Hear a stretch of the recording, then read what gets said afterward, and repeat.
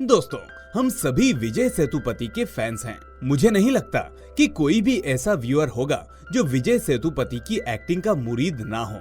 आज मैं उनकी एक लेटेस्ट मूवी की एक्सप्लेनेशन लेकर आया हूँ, जो सस्पेंस, थ्रिलर और इमोशन से कूट कूट कर भरी हुई है। मूवी की स्टोरी को थोड़ा ध्यान से सुनिएगा, क्योंकि ऐसी मूवीज बार बार नहीं बनती। तो दोस्तों, चलिए बिना देरी किए शुरू करते हैं आज की एक्सप्लेनेशन, जिसका नाम है याधुम उरे यावारुम कैलिर। तो मूवी की शुरुआत होती है एक जंग से, जहां काफी लोग घायल और मरने वाली हालात में होते हैं। यहाँ हमें जंग लड़ने वाले लोगों की परेशानियों के बारे में बताया जाता है। इसके बाद हम श्रीलंका की जंग में अपना सब कुछ खो चुके एक छोटे से बच्चे पुनीतन को देखते हैं, जो कि चर्च में एक फादर के साथ बैठा होता है। तभी वहाँ कुछ लोग आते हैं और फादर पुनीतन से कहते हैं कि ये आदमी तुम्हें लंदन पहुँचा देंगे, जहाँ तुम अपने म्यूजिक के हुनर को और भी अच्छे से निखार पाओगे। पुनीतन उन लोगों के साथ चला जाता है, लेकिन रास्ते में एक पुलिस चेक पोस्ट पर पुनीतन और उसके साथ के सभी लोग पकड़े जाते हैं, क्योंकि उन सबके पास कोई भी आइडेंटिटी नहीं होती कि वो कहाँ के रहने वाले हैं। इसके आगे के सीन में हम तमिलनाडु के पुलिस स्टेशन को देखते हैं, जहाँ पर कई सारे रिफ्यूजी को पकड़ा गया है। इनके बीच में एक रिफ्यूजी लड़की कनक रानी भी होती है, जिसके कपड़े थोड़े से बिखरे होते हैं और पुलिस वाले उससे पूछताछ कर रहे होते हैं। लेकिन कनक रानी उनसे कहती है कि कम से कम मुझे मेरे कपड़े तो सही कर लेने दो। पर पुलिस के लोग उसको ऐसे ही खड़े रहकर सफाई देने को कहते हैं और उस पर बुरी नजर डालते हैं। इसी बीच एक पुलिस वाले की गन नीचे गिर जाती है और इसके बाद ये सीन बिना किसी एक्सप्लेनेशन के यहीं खत्म हो जाता है।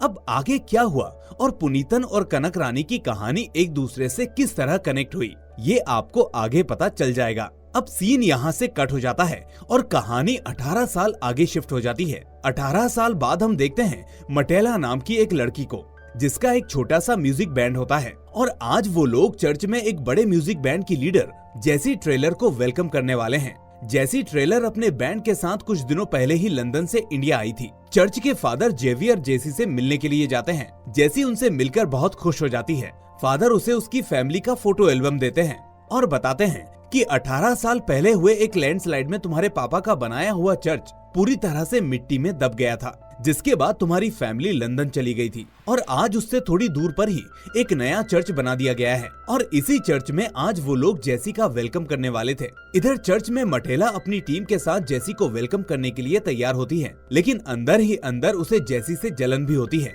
क्योंकि हर कोई जेसी के म्यूजिक की तारीफ कर रहा होता है। इसी बीच जेसी वहाँ पहुँच जाती है और यहाँ हम देखते हैं कि पुनीतन भी जेसी के साथ ही है। सब लोग जेसी की तारीफ कर रहे होते हैं। तभी मटेला पियानो पर एक धुन बजाती है और जेसी से पियानो पर वही धुन बिना कुछ मिस किए रिपीट करने के लिए कहती है, क्योंकि वो सबको दिखाना चाहती थी कि मैं बहुत ही अच्छी म्यूजिशियन हूँ। अब जेसी उसके चैलेंज को एक्सेप्ट कर लेती है, लेकिन तभी पुनीत उन दोनों के बीच में आ जाता है और सिर्फ एक हाथ से मटेला की धुन को उससे भी अच्छा बजाने लगता है। पर तभी मटेला उसे रोक देती है और अपना पियानो लेकर जाने लगती है। इस समय एक औरत मटेला के पास आकर बताती है कि 18 साल पहले जो चर्च लैंडस्लाइड की वजह से मिट्टी में दब गया था, थोड़ी देर पहले हुए लैंडस्लाइड में अब वो नजर आने लगा है। दरअसल 18 साल पहले हुए उस हादसे में पियानो बजाते हुए मटेला के पापा की मौत हो गई थी। इधर कलेक्टर के ऑफिस में हम एक आदमी को देखते हैं, जो लेडी कलेक्टर को बताता है कि लैंडस्लाइड में पुराने चर्च का थोड़ा सा हिस्सा देखा गया है, जिसके बाद आम लोग चाहते हैं कि हम जल्दी से उस पूरी जगह को साफ करके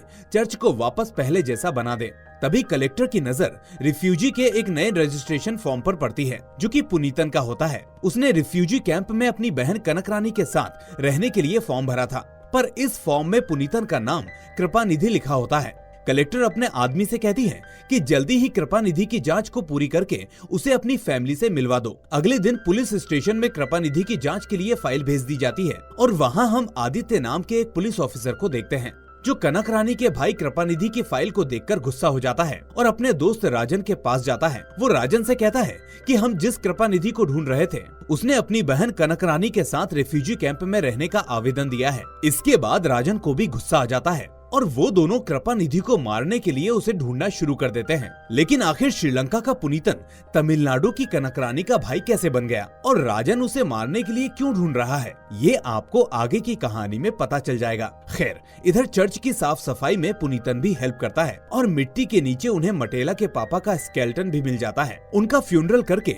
स्केलेटन को दफन कर दिया जाता है और इन सब के दौरान मटेला को पुनीतन से प्यार भी हो जाता है। इसी बीच पुनीतन कलेक्टर ऑफिस में काम करने वाले उस आदमी से मिलता है जो पुनीतन से कहता है कि तुम कैंप के लीडर के पास जाकर एक एनओसी ले लेना और अपनी बहन से भी एक लेटर लिखवा लेना जिसमें तुम्हारी बहन तुम्हें अपना भाई मान लेगी, जिसके बाद हम तुम्हें कैंप में भेजने की कार्यवाही शुरू कर देंगे। तो पुनीतन को सब कुछ समझ में आ जाता है और वो पेपर लिखवाने के लिए कनक रानी को ढूंढना शुरू कर देता है। दूसरी तरफ डिपार्टमेंट को इन्वॉल्व किए बिना ही राजन भी कृपानिधि यानी पुनीतन को मारने के लिए उसे ढूंढ रहा होता है। इधर चर्च पूरी तरह से साफ कर दिया जाता है और सब लोग चर्च के बाहर इकट्ठा हो जाते हैं। चर्च में घंटा लगाया जा रहा होता है कि तभी वहाँ एक बाइक गैंग आ जाता है जो वहाँ काम करने नहीं देता और वो लोग बाकी लोगों को परेशान करना शुरू कर देते हैं। इसके बाद पुनीतन उन सबकी बहुत पिटाई करता है और उन लोगों को वहाँ से डराकर भगा देता है। ये सब देखकर चर्च के फादर कुछ लोगों को पुलिस स्टेशन भेज देते हैं ताकि वो पुलिस वालों को बता सके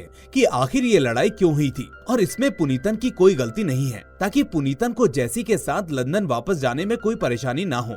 ये सुनकर जैसी उन्हें बताती है कि पुनीतन असल में मेरा कोई साथी नहीं है और वो लंदन से मेरे साथ नहीं आया था, वो तो मुझे चर्च आते समय रास्ते में मिल गया था। इसके बाद फादर और जैसी पुनीतन के पास जाते हैं और फादर उससे पूछते हैं कि तुम कौन हो। पुनीतन उन्हें बता देता है कि मैं एक श्रीलंकाई रिफ्यूजी हूँ और कैंप में री रजिस्ट्रेशन के लिए मुझे अपनी बहन से मिलना होगा। उसकी सच्चाई को जानने के बाद मटेला और उसकी माँ को भी झटका लगता है, लेकिन वो अपनी माँ से कहती है कि पुनीतन के आने के बाद ही हमें पापा का फ्यूनरल करने को मिला था, इसलिए मैं उसके साथ ही रहना चाहूंगी। दूसरी तरफ हम राजन को देखते हैं जिसे एक लेडी पुलिस ऑफिसर बताती है कि मैंने कृपानिधि को जंगल में देखा था। वो कैरेट फार्म में काम करने वाली अपनी बहन कनक रानी से मिलने के लिए आया था, लेकिन कनक रानी वहाँ उस वक्त मौजूद नहीं थी। इसके बाद राजन अपने साथी से कहता है कि कनक रानी को कैरेट फार्म में काम करने के लिए भेज दो। जैसे ही कृपानिधि को इस बात की खबर मिलेगी तो वो कनक रानी से मिलने के लिए जरूर आएगा। इसके बाद हम देखते हैं कि कैंप में एक औरत कनक रानी के पास आकर बताती है कि कल सुबह की पहली बस से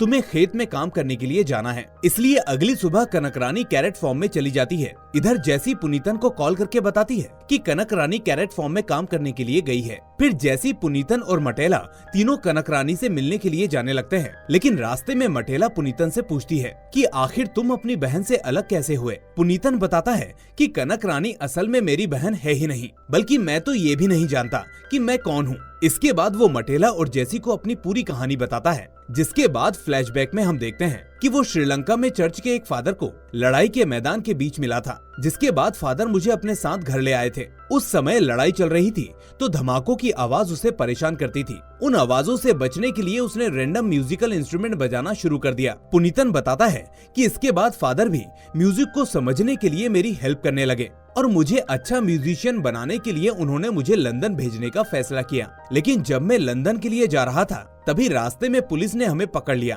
क्योंकि मेरे पास कोई आइडेंटिटी नहीं थी। इसके बाद मैं 8 साल तक जेल में रहा और जेल से बाहर आने के बाद भी लड़ाई ही चल रही थी और इस लड़ाई के बीच में एक बार फिर से मुझे पकड़ लिया गया, लेकिन इस बार जेलर ने मेरी मदद की और मुझे वहाँ से भगा दिया। मैं भागकर समंदर के किनारे पहुँचा जहाँ से एक बोट इंडिया आ रही थी और मैं उसमें बैठ गया। केरल पहुंचने से पहले उस बोट का भी एक्सीडेंट हो गया था, लेकिन रियाज नाम के एक आदमी ने मुझे बचा लिया और केरल में मैं उनके साथ कई सालों तक रहा। इस दौरान रियाज को पता चल गया था कि मुझे म्यूजिक बहुत पसंद है, तो रियाज मुझे एक म्यूजिक शॉप पर ले गया और मुझे वहाँ पर काम पर लगा दिया। कई सालों तक मैं वहाँ पर काम करता रहा और एक दिन रियाज ने मुझे लंदन रॉयल एकेडमी का म्यूजिक कंपटीशन का पोस्टर दिखाया। श्रीलंका से फादर मुझे इसी कंपटीशन में भेजना चाहते थे। रियाज और अपने दोस्तों के कहने पर मैंने उस कंपटीशन का फॉर्म भर दिया, लेकिन मेरी कोई नेशनैलिटी नहीं थी, इसलिए मैं रिजेक्ट हो गया। इसके बाद पुनीतन लोगों के साथ तीर्थ यात्रा पर जा रहा होता है और तमिलनाडु में उनकी बस से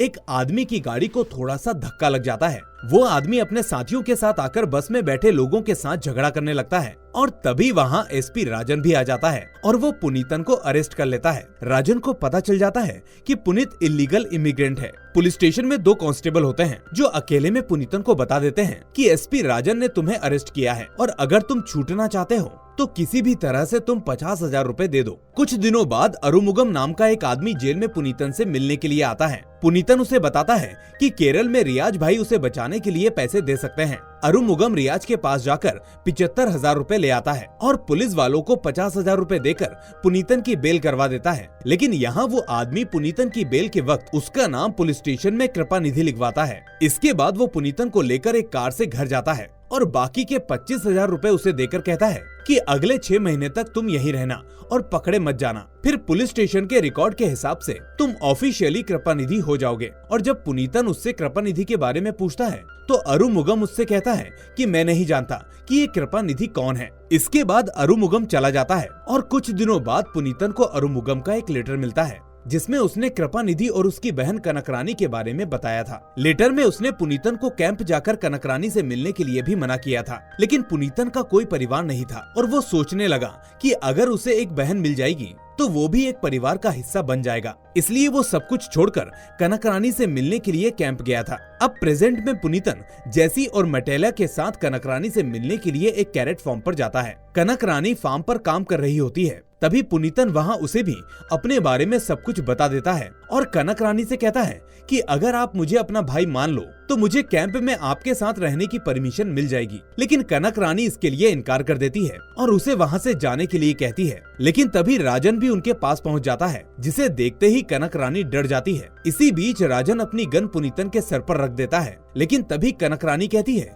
कि ये मेरा भाई नहीं है। दरअसल 18 साल पहले जब राजन के पापा पुलिस इंस्पेक्टर थे तो उन्होंने कनकरानी के साथ साथ कई सारे रिफ्यूजी को पकड़ा था। तब उनमें से एक कनकरानी का भाई कृपानिधि भी था। वो लोग कनकरानी पर गंदी नजर डाल रहे होते हैं। तभी कृपानिधि को एक पुलिस वाले की गन मिल जाती है और वो पुलिस स्टेशन में अपनी बहन पर गंदी नजर डालने वाले इंस्पेक्टर को गोली मार देता है, जो कि कोई और नहीं बल्कि राजन का बाप था। राजन पुनीतन को कृपानिधि समझकर जान से मारना चाहता था, लेकिन मटेला के साथ पुनीतन वहाँ से भाग जाता है। अब अगली सुबह पुनीतन मटेला के घर पर होता है और वो सबको अलविदा कहकर जा रहा होता है, क्योंकि कनकरानी ने अब तक उसे अपना भाई माना ही नहीं था। लेकिन तभी जेसी को लंदन से एक मैसेज आता है। वो पुनीतन को वो मैसेज दिखाती है जिसमें उन्हें पता चलता है कि लंदन रॉयल एकेडमी ने पुनीतन को म्यूजिक कंपटीशन में सिलेक्ट कर लिया है और अगले 2 दिन में अगर उन्हें पुनीतन की पूरी डिटेल्स मिल जाती है तो पुनीतन उस कंपटीशन में हिस्सा ले सकता है। ये सब देखकर फाइनली कनकरानी भी उसे अपना भाई मान लेती है। इसलिए वो पुनीतन को कलेक्टर ऑफिस में ले जाकर फॉर्म पर साइन कर देती है और उसे लेकर रिफ्यूजी कैंप में आ जाती है। अब उस कैंप में राजन के आदमी पहले से ही मौजूद होते हैं। वो जानबूझकर पुनीतन से झगड़ा करने लगते हैं ताकि पुनीतन को केस में फंसाकर उसे फिर से जेल में डलवा दिया जाए। लेकिन पुनीतन उनका प्लान समझ जाता है और चुपचाप बस उनसे मार खाता रहता है। तभी टीवी पर खबर आती है कि कोई कैंप में रहने आए एक रिफ्यूजी कृपानिधि को लंदन म्यूजिक कंपटीशन में सिलेक्ट कर लिया गया है। अब ये खबर नेशनल न्यूज बन जाती है और मीडिया कृपानिधि के पास आती है और वो उनसे कहता है कि मेरे पास कोई नेशनैलिटी नहीं है, लेकिन अगर गवर्नमेंट मुझे पासपोर्ट देती है तो मैं लंदन जाकर कंपटीशन में परफॉर्म जरूर करना चाहूंगा। फिर ये खबर मीडिया में बहुत ही तेजी से वायरल होती है। गवर्नमेंट की तरफ से एक कमेटी बनाई जाती है जो इस पूरे मामले की जांच करती है और कृपानिधि को रिफ्यूजी एक्ट के तहत सिंगल टाइम पासपोर्ट इशू कर दिया जाता है। वो लंदन जाने के लिए एयरपोर्ट पर पहुंच जाता है। वो जेसी के साथ लंदन जाने लगता है और मटेला उसे एयरपोर्ट पर ड्रॉप करती है। वो लोग एयरपोर्ट के अंदर जाने वाले होते ही हैं, लेकिन तभी राजन के कहने पर सिक्योरिटी गार्ड्स उसको साइड में लेकर आते हैं। राजन उससे कहता है कि मैं जानता हूँ कि तुम असली कृपानिधि नहीं हो, तो बताओ असली कृपानिधि कहाँ है? मेरी और तुम्हारी कोई लड़ाई नहीं है। अगर तुम उसका पता मुझे बता दोगे तो मैं तुमसे कुछ नहीं कहूँगा और तुम्हें जाने दूंगा। इसके बाद पुनीतन राजन से कहता है कि अगर आपके पिता को मारने की वजह से आप कृपानिधि को मारना सही समझते हैं तो मैं आपको बता दूं कि अपनी बहन की इज्जत बचाने के लिए उस बच्चे ने आपके पापा को मारकर गलत नहीं किया था और अब कनकरानी मेरी बड़ी बहन है, तो अब मैं ही उसका कृपानिधि हूँ। अगर आप चाहें तो मुझे गोली मारकर अपना बदला ले सकते हैं, मैं इसका कोई विरोध नहीं करूँगा। पुनीतन की बात से राजन की आंखें खुल जाती हैं और वो कोई जवाब नहीं देता और उसे वहाँ से जाने देता है। अब पुनीतन लंदन चला जाता है और रॉयल एकेडमी के स्टेज से पूरी दुनिया एक रिफ्यूजी के परफॉर्मेंस को देखने के लिए तैयार होती है। तब पुनीतन पूरी दुनिया को अपनी सच्चाई बता देता है। वो कहता है कि मेरा असली नाम कृपानिधि नहीं है, मैं पुनीतन भी नहीं हूँ। असल में मैं ये भी नहीं जानता कि मैं कौन हूँ और कहाँ से आया हूँ, लेकिन मैं एक बात जानता हूँ जो आप सभी को भी पता है कि मैं इसी दुनिया का नागरिक हूँ। इसके बाद वो पूरी दुनिया में रहने वाले रिफ्यूजी लोगों की मुश्किलों के बारे में सभी को बताता है और कहता है कि पूरी दुनिया की गवर्नमेंट को रिफ्यूजी के बारे में एक एक्ट साइन करना चाहिए ताकि रिफ्यूजीज को भी दुनिया में जीने के लिए बराबरी का दर्जा मिल सके। ये सुनकर कनकरानी भी अपने भाई के ऊपर प्राउड फील करती है और पुनीतन की बातें सिर्फ मूवी में ही नहीं, हम आज की सच्चाई में भी महसूस कर सकते हैं। खैर, यही होता है इस शानदार मूवी का दी एंड। लेकिन दोस्तों सच्चाई यही है कि एक रिफ्यूजी की जिंदगी बहुत ही मुश्किल से भरी होती है। एक आदमी जिसका ना कोई नाम हो, ना कोई देश, ना धर्म और ना ही कोई जाति हो, वो आदमी इस दुनिया में जीने के लिए कितनी मुश्किलों से सामना करेगा, उसका दर्द हमारी सोच से भी परे है। खैर, आपको ये मूवी कैसी लगी मुझे कमेंट करके जरूर बताएं। साथ ही इस वीडियो को लाइक करने के साथ साथ चैनल को सब्सक्राइब भी कर लें, ताकि ऐसी ही जबरदस्त मूवीज आपसे कभी मिस ना हो। अब मैं मिलूंगा आपसे अगली ऐसी ही मूवी के साथ। Till then take care and thanks for watching.